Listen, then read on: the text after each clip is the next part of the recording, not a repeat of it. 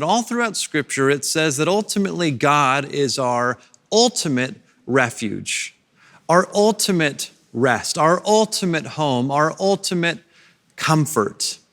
And in a bigger sense, it's a reminder that Joshua 20 is a chapter in a book of the Bible, which is found in the Old Testament, which is found in all of Scripture, that says that ultimately God is the one. When we experience heartache and sorrow and distress, when we experience danger, when things go not as we intended, that ultimately God is the one that longs to be our refuge. Every single detail of Joshua 20, except for one, points to Jesus. Let me walk through how each of these points to Jesus. But before I do that, let me say that it's so fascinating that it says in Scripture, actually in the book of Hebrews, that Jesus is our refuge that we run to. He is our city of refuge. So the writer of Hebrews literally makes this connection, but we'll get to all these details in a moment. First, there is the innocent one that is killed in Joshua 20. The deeper meaning, and for us today, is to be reminded that Jesus is the innocent one who has been killed. In John 19, Pilate goes before the people and says about Jesus, "In him I find no fault. In him I find no wrongdoing." The Apostle Paul writes in 2 Corinthians 5:20 and 21 that Jesus knew no sin. The writer of Hebrews says that Jesus was without sin. Peter says that he is a spotless lamb without blemish. 2 Peter says that in him there is no sin at all. 1 John 3 says that he is without sin. Jesus is the innocent one that has been slain.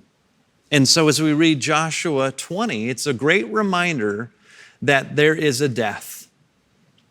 And that death is of an innocent one, and it is Jesus. Ultimately, this story and the entire setup of this in the Old Testament points to Jesus, who was the innocent lamb slain for all of humanity. Now there is an avenger of death, a relative of the innocent one that is slain. Well, all throughout Scripture, it says that God is an avenger of death. He is the one that brings justice. And in the New Testament, in 1 Peter, it says that ultimately it is God's wrath who will take care of evildoers. So even in this picture, while there's an innocent one that points to Jesus, who's part of the Trinity, the avenger of death is the one that actually points to God, who is wanting to bring justice to the innocent one that was slain. Now, these cities of refuge that were set up in Joshua 20, these 6 of them that were accessible to all, the writer of Hebrews says that Jesus is our true city of refuge. A remarkable thought that in Jesus we find security, in Jesus we find refuge, in Jesus we find protection, in Jesus we find shelter from the justice of God. In fact, the 6 names of each of these cities all have meanings.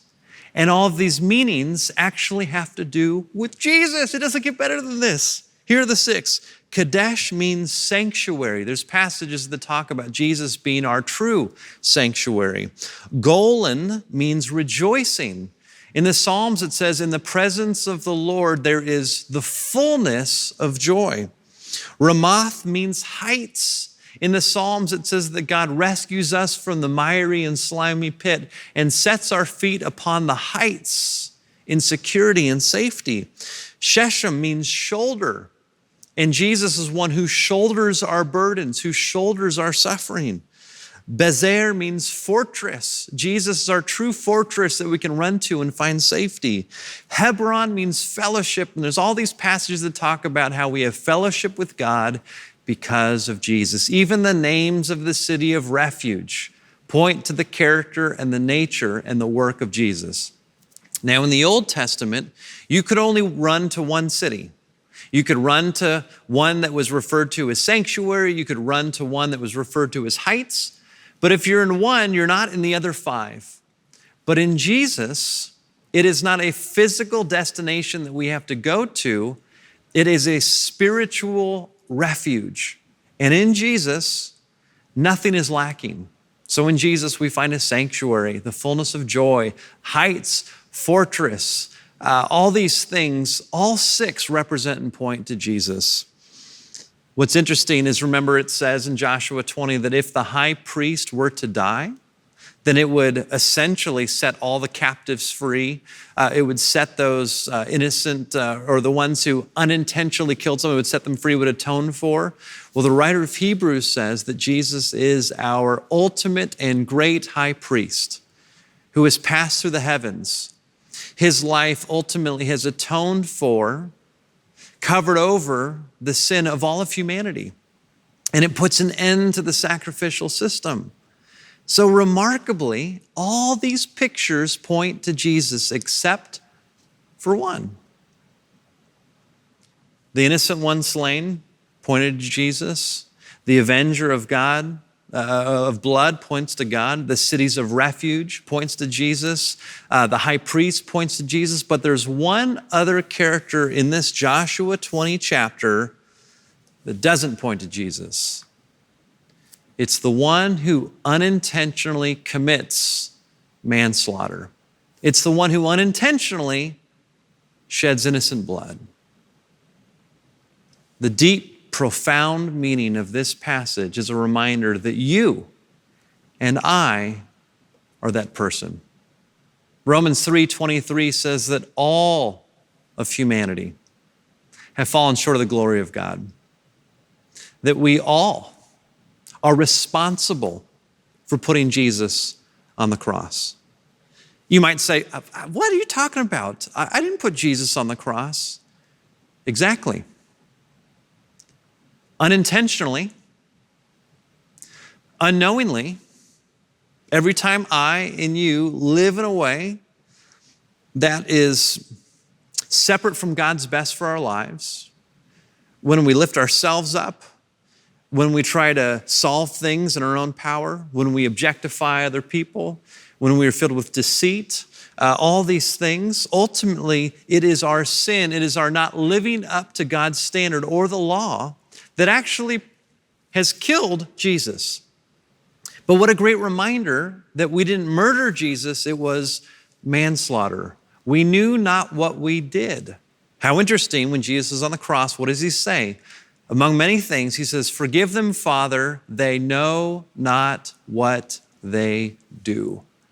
And that didn't just apply to those that were in attendance that day, that applies to me and it applies to you. In fact, Romans 6:23 says that the wages of sin is death. The result of sin is death. And it's not just our death, but ultimately it's the death of Jesus, who is the innocent one. And so the great truth is, the great reality is that on one hand, it is a sobering reality that my sin put Jesus on the cross, but God offers us a refuge.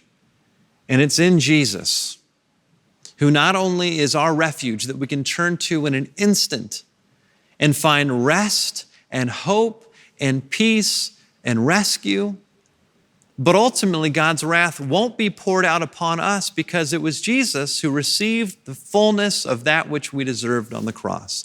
He is our high priest. He is our city of refuge. He is the innocent one. And we will find forever residence in a relationship, a fellowship, a communion with God. And once we find refuge there, we can be part of removing obstacles so that other people can get to Jesus. That's one of the great callings of our lives, is not to point to others and say you're on the outside, but to say that there is a clear path to Jesus, who will give you a deep refuge, a deep redemption, a deep joy, an experience of the fullness of being in a right relationship with God.